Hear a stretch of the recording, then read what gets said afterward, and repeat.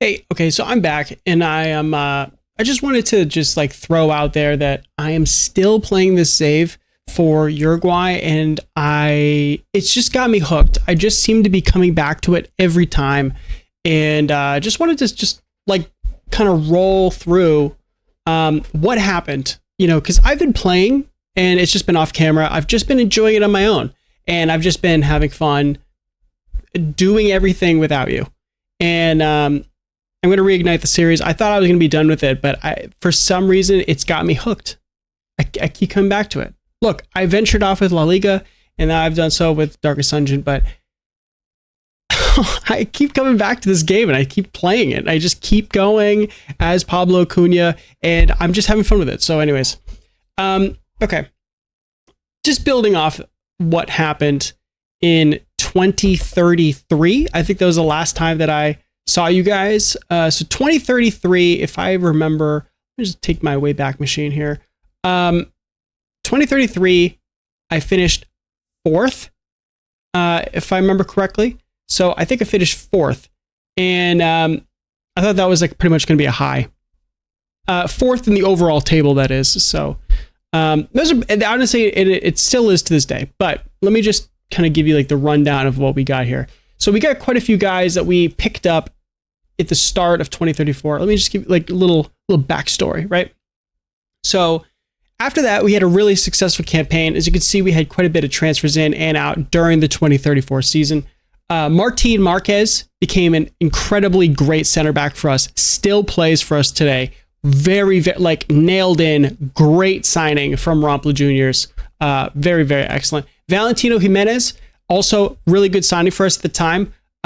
He's no longer with us anymore, but very, very good center back that came in and played some pretty crucial roles. At times took long stretches with us, was very good on corners as well. I could say the same for Conrado Meloni. What's crazy to me is that the ownership decided to bring in on a permanent basis Conrado Meloni, Valentino Jimenez, and Martin Marquez all at the same time. And they were all like high caliber center backs. Conrado Meloni was a Brazilian they brought in from one of the lower leagues of the Brazilian league. And I could not believe it. I was like, wow, we just really like leveled up our defensive capabilities in the offseason. Then we also picked up this guy, Paulinho. Paulinho, as a left wing back, okay, was player of the season for 2034. He was wild. He went off. I mean, put a 7.33 average rating, 17 assists, 6 player of the match, and 3 goals. Like lights out. He put lights out performances. Like it was crazy. The amount of, he was just able to bomb down the wing and then just deliver crosses in consistently. And our boy Carlos Mato was eating him up. So that was great. Who else we got? Oh, Matias Herrera, another great pickup, young signing, still with us, like a defensive midfielder, like really solid pickup. And we picked up Joe, who's a Brazilian. He good, solid, like backup midfielder, and then Martin Suarez, same thing, like good, solid, probably more experienced, midfielder that we got. So we really like picked up quite a bit of guys. Then we let go of Felipe Mata. Totally fine. We sold in a big deal Fabian Soria to Colo Colo in Chile for a big fee. That was like really the funding for all of this activity. So that was great.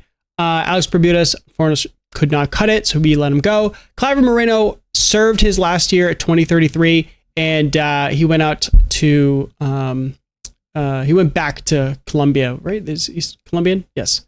Oh, he's now a head coach. There you go. He's available. And that is it. So without further ado, I don't want to give any spoilers, so I'm going to make a little cut here and then jump over to the table. Again, Defensor Sporting racked up another title. Martin Varini got himself again. So that's a back-to-back title for him. That is now the 4th title that Defensor Sporting has now racked up. So Martin Varini, did that. He also picked up the Uruguayan Cup the same year, so he got a nice, League Cup double, which kind of stunk. And also Danubio got back-to-back Super Cups, which was interesting. So that's actually kind of odd, really. So Alejandro Sichero, who is a Venezuelan coach that's in the league right now, he picked up two pretty good cups. Just back-to-back with Danubio. It's a smaller team. So Miramar went down, Cerrito went down, Villa Teresa went down, as you can see. And we finished 6th. So we took a little bit of a step back, but I do want to highlight that 67 points was at that point, I believe. Hold on, let me just check real quick. I believe that was our highest, because we started in 2030. Yeah, that was our highest points total to that point. Actually, it will remain the highest points total we have thus far, even going into where I am now. So 67 was the highest. And we got sixth place. I mean, for just conceptually, we got 63 points last time and we finished 4th.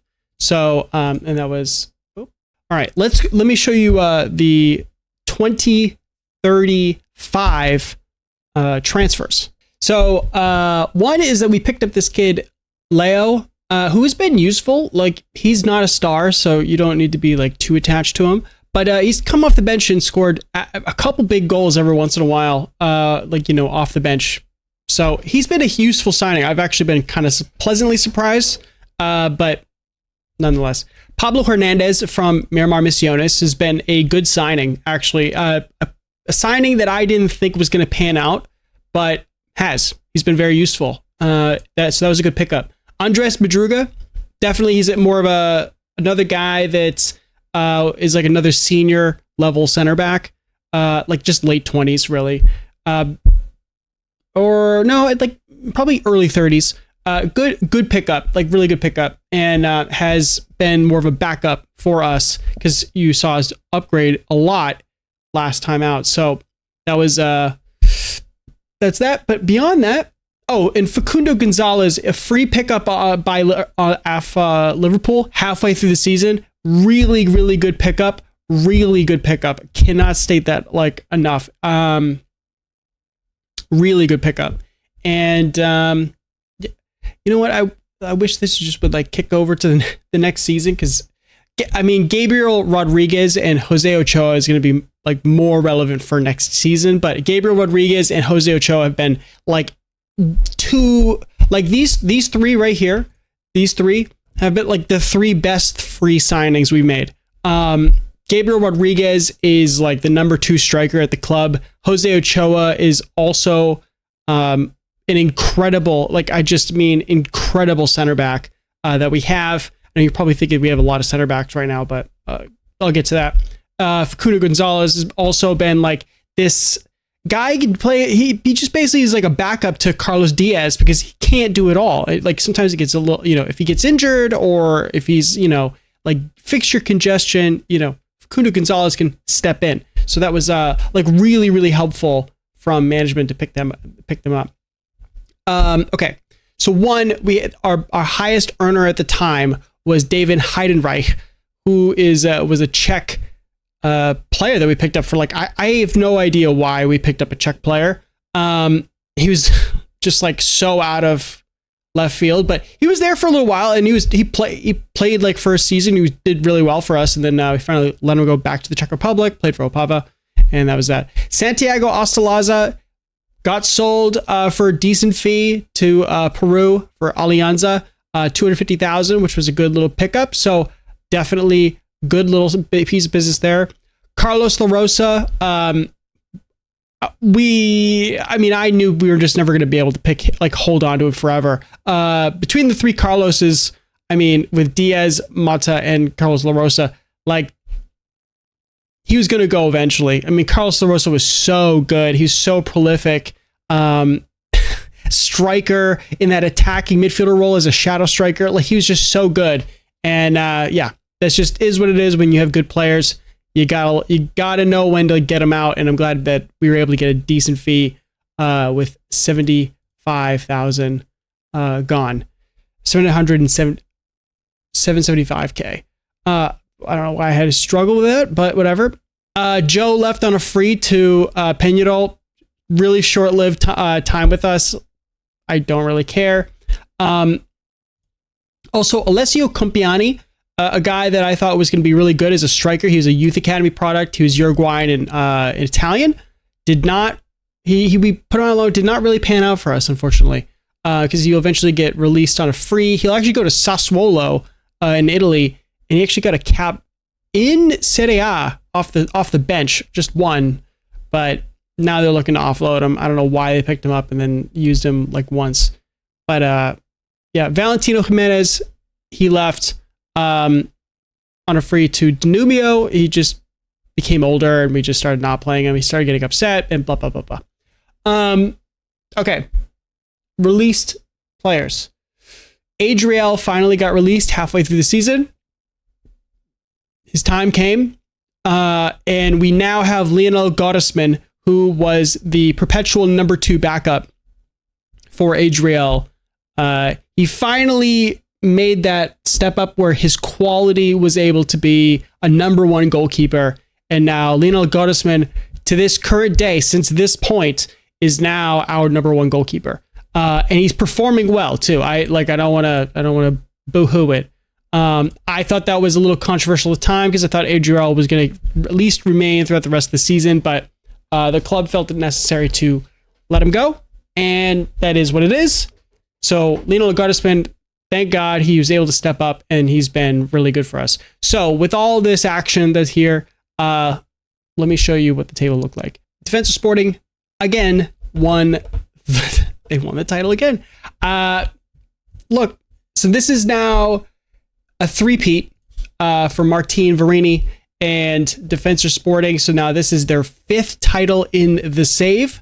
What I can say, though, is that Danubio, with Alejandro Cicero, after winning back-to-back Super Cups, actually won the Uruguayan Cup, or Copa Uruguayo. I think I got that right. I'm not sure. I could have just screwed that up. Anyways, they won the Copa. And Tacuarembó actually won the Supercopa. They took it off Martin Verini in I think a penalty shootout or an extra time. Marcelo Martacorena was the one who was able to do that. So that was interesting. So that is that. I will say too is that the very, very height of Defensor Sporting's power at 95 points, it's now coming down, even though they're still winning the title. It's now 84. And now, most recently in 2035, it's 83. So they are coming down, like on the other side of this. We finished 6th with 55 points, so we even regressed as well. I do want to bring up one thing here. Durazno. Durazno is the 5th team. I just went back before I started recording this. The 5th team since the start of the save that started outside of the 2 leagues that are saved, the 1st and 2nd division. The 3rd division and below are not loaded into this save. So they're the 5th team to start the save, start the save below the loaded leagues and at least reach the top division. None of them have been able to survive relegation scrap. They've all gone right back down. But Colón de Montevideo in 2028, they got relegated for the 1st division, and then they did back-to-back relegations in the 2nd division, and they've never been seen since. Villa Española actually got relegated in 2020. They came up in 2029, got relegated, and they're in the 3rd division now. They actually got relegated last season. You could probably see up here, by the way, I'm in 2037 season, so they got relegated in 2036. So they were in the 2nd division for a while. Rocha FC, they came up in 2033. Right here, and they're actually still in the 2nd division, floating around. They're a decent team. Villa Teresa, which is actually the last season, was 2034. So they came in. They're still in the 2nd division, so they're still popping around. And then finally, Durazno was the 5th team.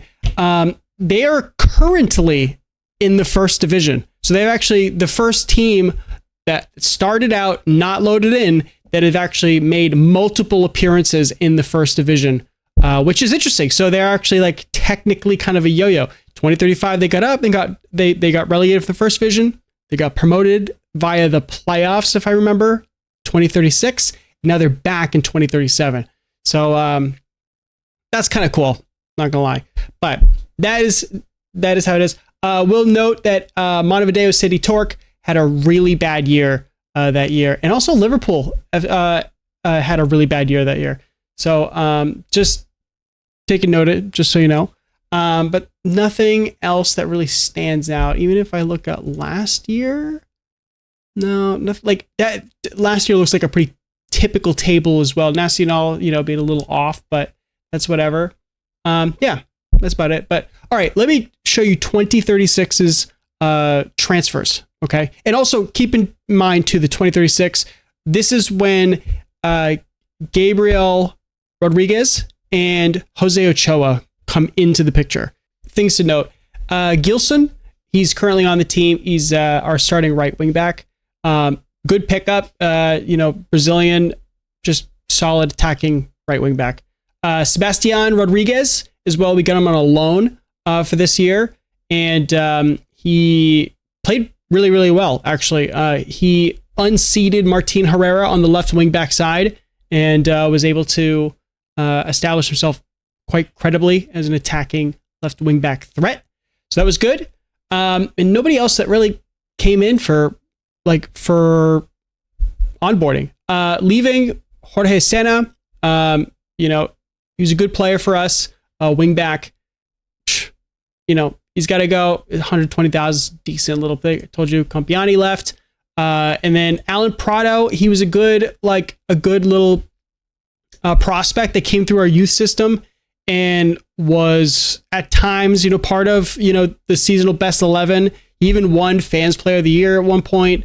Really good player for us, but he wouldn't sign a new contract. I wanted him to stick around, but he went abroad. So whatever, as long as he's not playing against us, I think that's ultimately like what's strategically important.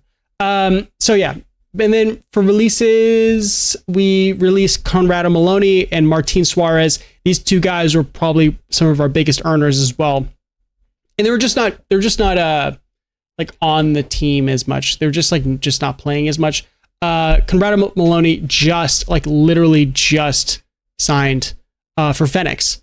So we might see him, in a future game, but that was literally just now and where I'm at. We're at the mid-season break of 2037 season. So basically a year later he makes, the signature, but he was making way more money at our place.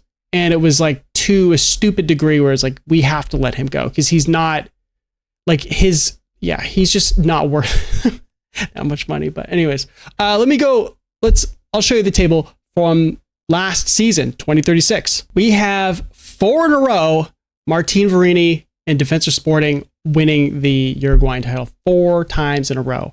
Now with a lower points total than any of the 4 wins they got, 80 points. So they have now dropped, they just consistently are dropping points, but with their every title, 95, 84, 83, 80. But yet nobody's able to get above them. As you can see, Peñarol with 70. It's not that good. If you look at the opening stage, they won that. The closing stage, they lost it actually by 4 points. But they won obviously in the Champions playoffs, so it didn't matter in the end. But yeah, things to note. I think the biggest thing to note is the fact that Montevideo City Torque actually got relegated. It's again, if you're not aware or if you need a reminder, it's based on average points from the last 2 seasons, and this disproportionately hurts newly promoted teams because they don't have a season prior that they can build off of. So if you have a good season the year prior and then you have a bad season the next, that the average points will level out and you'll usually be pretty safe. But if you have 2 bad seasons in a row, like Montevideo City did, this one being 35 points from 37 games, meaning you have less than, a point per game, and then also 32 points from 37 games the year prior, that puts you in a really good spot to get relegated this season. So obviously they went through 2 coaches in this time. One of them was Hudson Vieira, and if you're not aware of him, he was at Boston River for many years, like at the beginning part of the save, and he was actually a really good coach. He went abroad, and he had some moderate some success there, but then he got fired from wherever he was, and then he came back. And when I saw that move, I was like, oh, he'll probably figure out the Montevideo City, he'll figure that out because they just had a bad season, so he'll figure this one out. And he didn't. He couldn't right the ship, and they went down. And then, of course, Deportivo Maldonado and Racing Club are still the yo-yo teams. They still are just consistently up and down, up and down. Tacuarembó seem to have steadied the ship, and now they're a first division team. So that seems like that's the change, because Tacuarembó used to be in that boat, but they've been in the league for a little while now. That's their second season, third season, fourth season in a row. Yeah. Okay. So they've been here for 4 seasons now. So it's been that. And then, this is the wrong season. Cerrito as well. Cerrito seems to be now the team that's kind of, they're just catching their bearings, being in the first division, because they got promoted and now they're there. Phoenix also is now got their bearings again, also, because they were a team that got relegated. They were one of the first teams that was a consistent first division side that went under. There's now a couple of those teams that have kind of dipped down, and they now they're in that the rough and tumble. Progresso is, ever since they got promoted, they've just been locked in first division. So that's that. And the Cup and Uruguayan Super Cup, it wasn't me, I can tell you that. Boston River won it. Okay. And Defensa Sporting got the Super Cup.